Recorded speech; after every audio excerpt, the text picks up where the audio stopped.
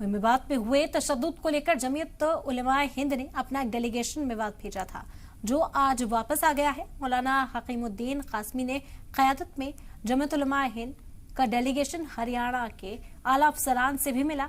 जमीयत उलमाए हिंद के general secretary मौलाना हकीमुद्दीन कासमी ने बताया कि हमारा एक डेलीगेशन मेवात गया था, जो सभी जगहों का जायजा लेने के बाद और साथ ही साथ हरियाणा और मेवात के आला अफसरान से मुलाकात करने के बाद आज लौट आया है। मेवात में हुए दंगों को लेकर मुस्लिम तंजीम जमीयतुल उलमा हिंद ने एक कमेटी का गठन किया है।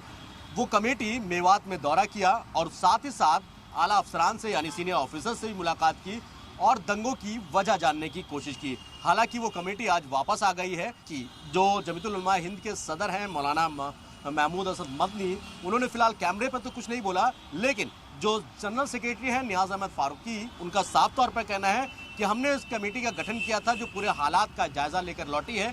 आज हमारी उस पर मीटिंग होगी, उसके बाद ही कुछ रायशुमारी की जा सकती है। तो वहीं दूसरी तरफ महाराष्ट्र में ट्रेन के अंदर जिस तरीके से वाकया पेश आया, उसको लेकर भी जमीयतुल उलमा हिंद ने अपना रुख साफ किया है और साफ तौर पर महाराष्ट्र सरकार हो या फिर दूसरी गवर्नमेंट एजेंसी, उनसे इस बात का मुतालबा किया है। ये सवाल किए गए हैं कि आखिर किस तरीके से नफरत की आड़ में इस तरीके से मुसलमानों को मारा जाएगा। वहीं दूसरी तरफ साफ कर दिया गया है कि मेवात में जिस तरीके से दंगे हुए, वो कहीं ना कहीं सुनियोजित तरीके से, प्री प्लान तरीके से उन सभी चीज़ों को अंजाम दिया गया। वीडियो जर्नलिस्ट मोहित के साथ सैयद मुबशिर, जी मीडिया, दिल्ली।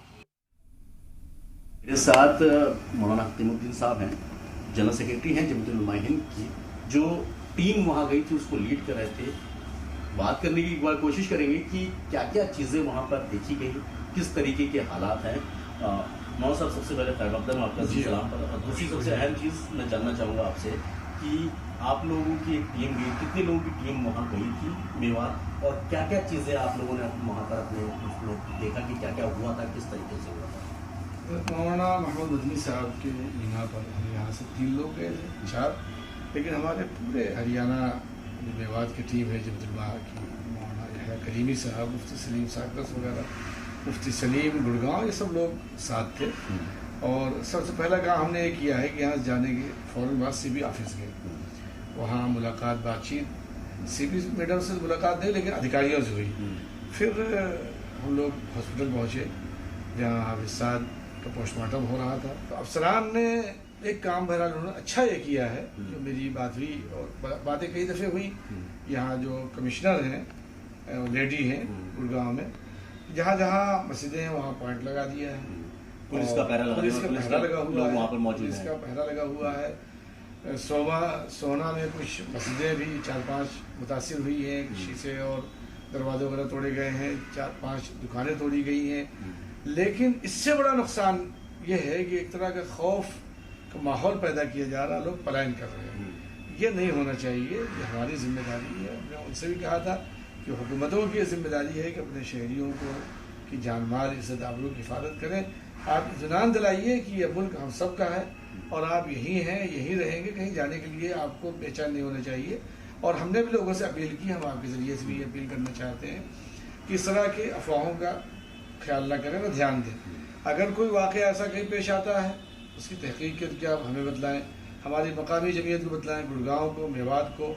तो उम्मीद है कि इंशाअल्लाह ये हालात जल्द दुरुस्त कर लिए जाएंगे। तो लगता है कि मेन वजह वही है जिस तरीके से पूरा मेवात चला है। जी हाँ, बिल्कुल बिल्कुल, मैन मास्टर माइंड वही है, सारे मामलात का कसूरवार वही है। गवर्नमेंट इस सिलसिले में कसूरवार है। अगर उसने गिरफ्तार कर लिया होता तो आज जो सूरत हाल पैदा हुई ये कभी नहीं हो सकती थी। आज भी उसको गिरफ्तार कर लें तो जो कुछ आइंदा के मंसूबे वो सब खत्म हो जाएंगे। वहाँ के सभी मजहब के लोग, चाहे वो हिंदू हों, चाहे मुसलमान हों या दूसरे मज़ाहिब के लोग हों, उन लोगों ने सरकार को एक बार पहले ही ये बात से आगाह कर दिया था कि मोनू मानेसर का इस तरीके का वीडियो वायरल हो रहा है, उसको मेवात में एंट्री नहीं देनी चाहिए, वरना यहाँ पर इस तरीके से दंगा हो सकता है। आपको लगता है कि वहाँ के लोकल जो थे, उनके कहने के बावजूद भी प्रशासन को जो कदम उठाना चाहिए था वो नहीं उठाया, जिसकी एक बड़ी वजह बनी? पहले जो मीटिंग हुई थी तो पुलिस ने यकीन दहानी कराई थी कि ये जुलूस निकाला ही नहीं जाएगा, इसको इजाजत ही नहीं होगी। अच्छा जी, उनके आने जाने की तो मसला बाद में पैदा हुआ है, लेकिन जिस तरह के हालात थे तो पुलिस ने पहले ही फैसला कर लिया था। खुद एसपी साहिबा ने, जो अभी मौजूद है लेकिन छुट्टी हुई थी, तो दूसरे साहब को चार्ज दिया गया था, तो पहले ही तय हो गया था कि जुलूस नहीं निकलेगा। मतलब इसकी परमिशन नहीं थी इस परमिशन जुलूस की? ये मुझे मालूम नहीं थी या नहीं थी। अच्छा। पर जो वहाँ मकामी साथियों से प्रशासन ने यकीन दहानी कराई थी उसके उल्टा हुआ है। चलिए, बहुत बहुत शुक्रिया हमसे बात करने के लिए। एक लाइन थी कि मजहब नहीं सिखाता आपस में बैर रखना, हिंदी हैं हम वतन हैं हिंदुस्तान हमारा। लेकिन राजनीति की बिसात पर जिस तरीके से आम जिंदगियां टोई जाती हैं उससे साफ जाहिर होता है कि जिस तरीके का पूरा माहौल तैयार किया गया उसके बावजूद भी सरकार का पूरी तरीके से इसमें फेलियर था कि अगर समय रहते इस पर संज्ञान ले लिया जाता तो शायद आज इतने लोग बेघर ना होते या इस तरीके के हालात मेवात में पैदा ना होते। वीडियो जर्नलिस्ट मोहित कुमार के साथ सैयद मुबशिर, जी मीडिया।